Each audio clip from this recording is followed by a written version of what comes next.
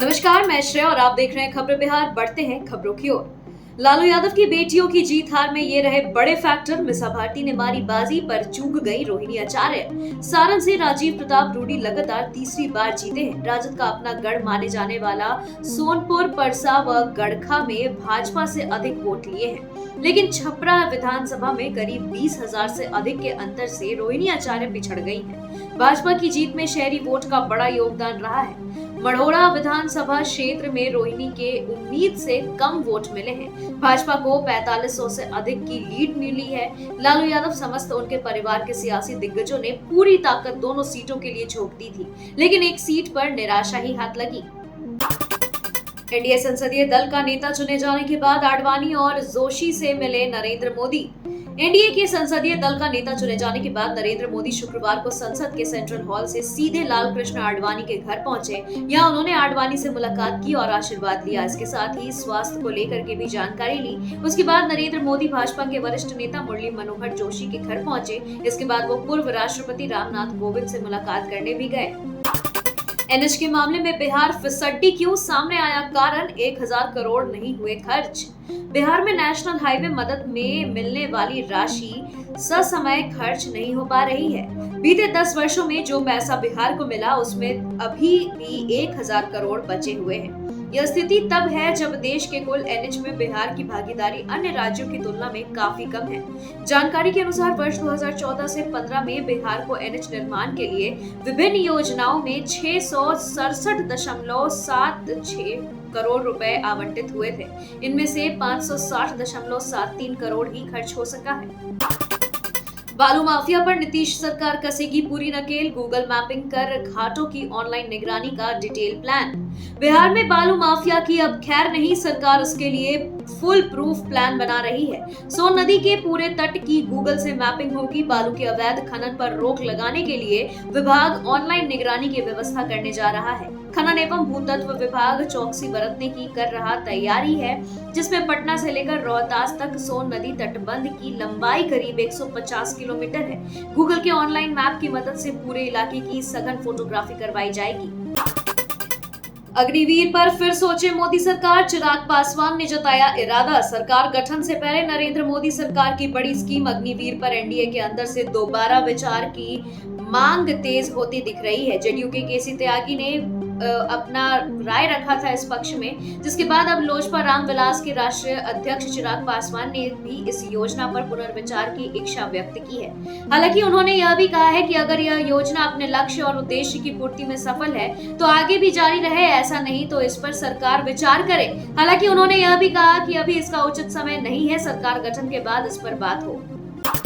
बिहार के छात्रों के लिए अच्छी खबर। स्वास्थ्य विभाग में होगी बम्पर बहाली। सरकारी नौकरी की तैयारी कर रहे बिहार के छात्रों के लिए अच्छी खबर है। आदर्श आचार संहिता खत्म हो गया है और अब बिहार सरकार नियुक्ति का पिटारा खोलने जा रही है। जी हां, बिहार सरकार स्वास्थ्य विभाग में बम्पर बहाली निकालने जा रही है। अगले 4 महीने के अंदर डॉक्टर, नर्स सहित 45,000 से अधिक पदों पर नियुक्तियां की जाएंगी। यूपीयूएमएस 2024 नर्सिंग ऑफिसर उत्तर कुंजी जारी। Uttar Pradesh university of medical science ने नर्सिंग ऑफिसर भर्ती परीक्षा 2024 की उत्तर कुंजी जारी कर दी है। परीक्षा में शामिल हुए उम्मीदवार आधिकारिक वेबसाइट upums.ac.in के माध्यम से उत्तर कुंजी डाउनलोड कर सकते हैं। उम्मीदवार 10 जून 2024 तक अपने सुझाव प्रस्तुत भी कर सकते हैं। क्षेत्रीय ग्रामीण बैंकों में लगभग 10,000 पदों पर निकली भर्ती। Institute of banking personal selection यानी आईबीपीएस ने 7 जून 2024 से ऑफिस असिस्टेंट और ऑफिसर स्केल और कई पदों पर भर्ती के लिए पंजीकरण प्रक्रिया शुरू कर दी है। इच्छुक और योग्य उम्मीदवार आधिकारिक वेबसाइट ibps.in के माध्यम से आवेदन कर सकते हैं। इन पदों के लिए आवेदन की अंतिम तिथि 27 जुलाई 2024 है। जारी हुआ सिविल सेवा प्रारंभिक परीक्षा के लिए एडमिट कार्ड। लोक सेवा आयोग यानी यूपीएससी ने 7 जून 2024 को सिविल सेवा प्रारंभिक परीक्षा 2024 के लिए एडमिट कार्ड जारी कर दिए हैं। परीक्षा में शामिल होने वाले उम्मीदवार आधिकारिक वेबसाइट upsc.gov.in के माध्यम से एडमिट कार्ड डाउनलोड कर सकते हैं। यूपी बिहार में गर्मी से नहीं मिलेगी राहत। राजस्थान में तूफान, ओलावृष्टि का अलर्ट। देश में मॉनसून का आगमन हो चुका है और कुछ राज्यों में प्री मॉनसून गतिविधियां भी शुरू हो चुकी हैं, लेकिन फिर भी कई इलाकों में गर्मी से राहत नहीं मिली है। मौसम विभाग ने 7 से 10 जून तक उत्तर प्रदेश, पूर्वी मध्य प्रदेश, झारखंड, पंजाब, हरियाणा, दिल्ली, बिहार और उड़ीसा के कुछ हिस्सों में हीट वेव का अलर्ट जारी किया है। वहीं 7 जून को पश्चिम राजस्थान के कुछ इलाकों में तूफान और ओलावृष्टि की आशंका जताई गई है। नीतीश ने फिर मोदी के पांव छुए। एनडीए संसदीय दल की मीटिंग में पीएम और सीएम का भावुक मिलन। बिहार के मुख्यमंत्री और जनता दल यूनाइटेड के अध्यक्ष नीतीश कुमार ने नई दिल्ली में राष्ट्रीय जनतांत्रिक गठबंधन के सांसदों की मीटिंग में अपनी पार्टी के समर्थन की घोषणा करने के बाद एक बार फिर से प्रधानमंत्री नरेंद्र मोदी का पांव छूकर सम्मान जताया है। लोकसभा चुनाव प्रचार के दौरान बिहार में पीएम मोदी की दूसरी रैली नवादा में थी और उस दौरान मंच पर बैठे नीतीश ने बगल में अब पीएम मोदी से बातचीत के क्रम में उनके पांव छुए थे। हम तो चाहते हैं कि आज ही शपथ ले लीजिए, मोदी हंसने लगे। सदन में गूंजी ठहाके। नरेंद्र मोदी को एनडीए संसदीय दल का नेता चुनने के लिए पुराने संसद भवन के सेंट्रल हॉल में बैठक हुई, जिसमें भारतीय जनता पार्टी के साथ एनडीए के सभी घटक दलों के नेता शामिल हुए। इस मीटिंग में बिहार के मुख्यमंत्री नीतीश कुमार के संबोधन के दौरान जमकर ठहाके लगे। बता दें कि नीतीश कुमार ने कहा कि मेरा तो मन है कि आज ही वो शपथ ले लीजिए। यह सुनकर प्रधानमंत्री नरेंद्र मोदी खुलकर हंसने लगे और पूरे सदन में ठहाके गूंजने लगे। तेजस्वी यादव की कठिन मेहनत ने रैलियों का रिकॉर्ड बनाया, लेकिन बीजेपी को बिहार में वैसी चोट नहीं लगी। तेजस्वी यादव ने लोकसभा चुनाव प्रचार में मेहनत करने से कोई कसर नहीं छोड़ी। कमर में दर्द के बावजूद उन्होंने रैलियों का रिकॉर्ड बनाया है, लेकिन बीजेपी को पूरे उत्तर भारत में जैसी चोट लगी है वैसी बिहार में नहीं लग पाई। आरजेडी नेता की मजबूरी है कि नतीजों के बाद यदि कोई क्रेडिट लेता है तो इंडिया गठबंधन के नाम पर लेता है, और उदाहरण अयोध्या में भाजपा की हार का देता है, क्योंकि बिहार में उनके पास बताने को कुछ है नहीं। जेडीयू के स्पेशल स्टेटस की मांग पर चिराग पासवान की पार्टी का समर्थन। लोजपा रामविलास के एक और सांसद राजेश वर्मा ने कहा कि अभी यहाँ की बैठक के बाद हम लोग एनडीए की बैठक में शामिल होंगे। हम लोग चाहेंगे कि बिहार को स्पेशल स्टेटस मिले और यह तो सभी लोग चाहेंगे। इसके अलावा जेडीयू प्रवक्ता केसी त्यागी के अग्निवीर योजना पर दिए गए बयान पर एलजेपी रामविलास के सांसद राजेश वर्मा ने कहा कि हम सभी विषयों पर चर्चा करेंगे, उसके बाद ही जानकारी देंगे।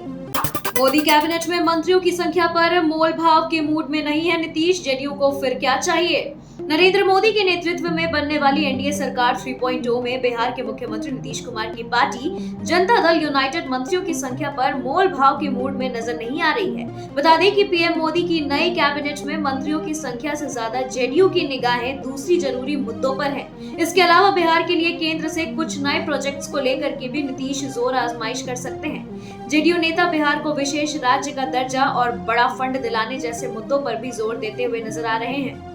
एनडीए की बैठक में चिराग पासवान ने की मोदी की तारीफ। चिराग पासवान ने कहा कि मैं सभी सांसदों का स्वागत करता हूं और प्रधानमंत्री नरेंद्र मोदी को धन्यवाद करता हूं। आपके भीतर की इच्छा शक्ति की वजह से ही एनडीए को प्रचंड जीत मिली है। आपकी वजह से आज हम दुनिया में कहते हैं कि भारत 5वीं सबसे बड़ी अर्थव्यवस्था बनी है। ये दिन आपके हैं और ये जो भी देन है वो आपकी ही है। भारत की जनता को आप पर विश्वास है। मेरी पार्टी आपको एनडीए के संसदीय दल के नेता के तौर पर समर्थन देती है। सीएम नीतीश ने कहा, इस बार जो थोड़ा इधर उधर हुआ है अगली बार सब खत्म हो जाएगा। नीतीश कुमार ने कहा कि इस बार जो भी थोड़ा बहुत इधर उधर हो गया है अगली बार वह सब कुछ समेट लिया जाएगा, सब हम लोग के पास आ जाएगा, इसलिए चिंता करने की जरूरत नहीं है। अब तो बस यही कहना है कि देश में बहुत काम हुआ है और आगे भी होता रहेगा। बिहार में भी काम हुआ है और अभी यही आशा है कि बचा हुआ भी काम अब हो ही जाएगा। नीतीश कुमार ने कहा कि अभी जो भी लोग इधर उधर जीत गए हैं वह सब लोग अगली बार हारेंगे। ये सब लोग बिना मतलब की बात कर रहे हैं। सेंट्रल हॉल में हुई एनडीए संसदीय दल की बैठक। प्रधानमंत्री नरेंद्र मोदी को सेंट्रल हॉल में नीतीश कुमार और चंद्रबाबू नायडू के साथ चर्चा करते हुए देखा गया है। इस दौरान सेंट्रल हॉल में उनके समर्थन में नारे लगाए गए। बीजेपी अध्यक्ष जेपी नड्डा ने भाषण की शुरुआत प्रधानमंत्री नरेंद्र मोदी को आभार जताते हुए की है। इस दौरान सेंट्रल हॉल में मोदी मोदी के नारों से गूंजा था। लैंड फॉर जॉब मामले में बढ़ सकती है लालू राबड़ी की मुश्किलें। लैंड फॉर जॉब यानी नौकरी के बदले जमीन मामले में दिल्ली की राउज एवेन्यू कोर्ट ने सीबीआई को 7 जून को अंतिम चार्जशीट दाखिल करनी थी। इससे पहले कोर्ट ने सीबीआई द्वारा हर तारीख पर चार्जशीट दाखिल करने के लिए समय मांगने पर भी नाराजगी जताई थी। इस मामले में लालू प्रसाद यादव और उनके परिवार के सदस्य आरोपी हैं। ऐसे में अब इस मामले में यदि सीबीआई की चार्जशीट में लालू परिवार के खिलाफ कुछ लिखा जाता है तो उनकी मुश्किलें बढ़ सकती हैं।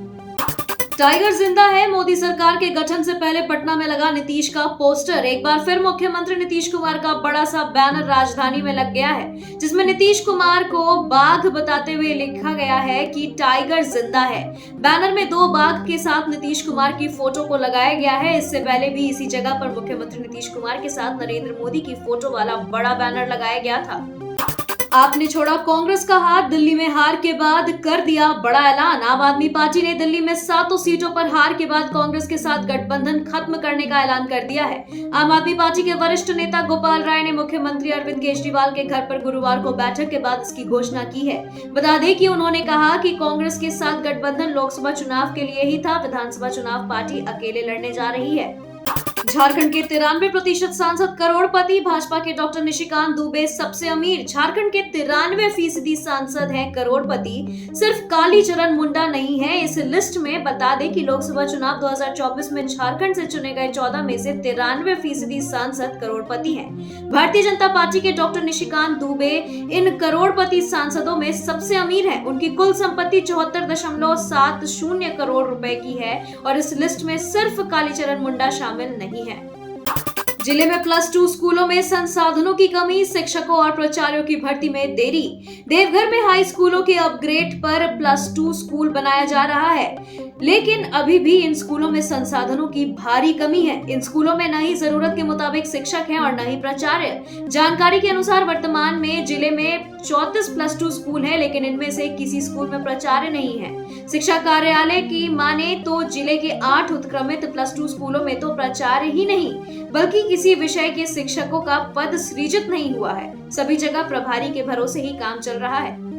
लोहरदगा सीट कांग्रेस जीती, लेकिन स्थानीय विधायक ने बढ़ाया सियासी पारा। चुनाव परिणाम आने के बाद कांग्रेस के निष्ठावान कार्यकर्ता पूरी तरीके से मुखर हो गए हैं, जिसकी बानगी कांग्रेस के व्हाट्सएप ग्रुप में देखने को मिल रहा है, जहां भीतर घात करने वालों पर सख्त कार्रवाई की मांग की जा रही है। बता दें कि कांग्रेसी कार्यकर्ता 2 गुटों में पहले से ही बटे हुए दिख रहे हैं। ऐसे में लोहरदगा के स्थानीय विधायक सह मंत्री के क्षेत्र में होने के बाद भी आभार यात्रा से दूरी बनाकर रखने पर पार्टी के अंदर दरार की बातों को और भी पुख्ता कर दिया गया है। इससे राजनीतिक हलकों में हलचल मच गई है। झारखंड के सभी कॉलेजों में क्या बंद होगी पीजी की पढ़ाई, सरकार को भेजा जाएगा शिक्षा विभाग का प्रस्ताव। प्रदेश के उच्च शिक्षा विभाग की ओर से एक ऐसा प्रस्ताव तैयार किया गया है जिसमें सभी कॉलेजों से पीजी की पढ़ाई को बंद करने का प्रावधान किया गया है। इस संबंध में सारे विश्वविद्यालयों से प्रस्ताव भी मांगा गया है। इसे लेकर उच्च शिक्षा विभाग में एक बैठक सभी विश्वविद्यालय के पदाधिकारियों के साथ हो चुकी है। खबरों के सिलसिलों में फिलहाल इतना ही। बने रहें खबरें बिहार के साथ। नमस्कार।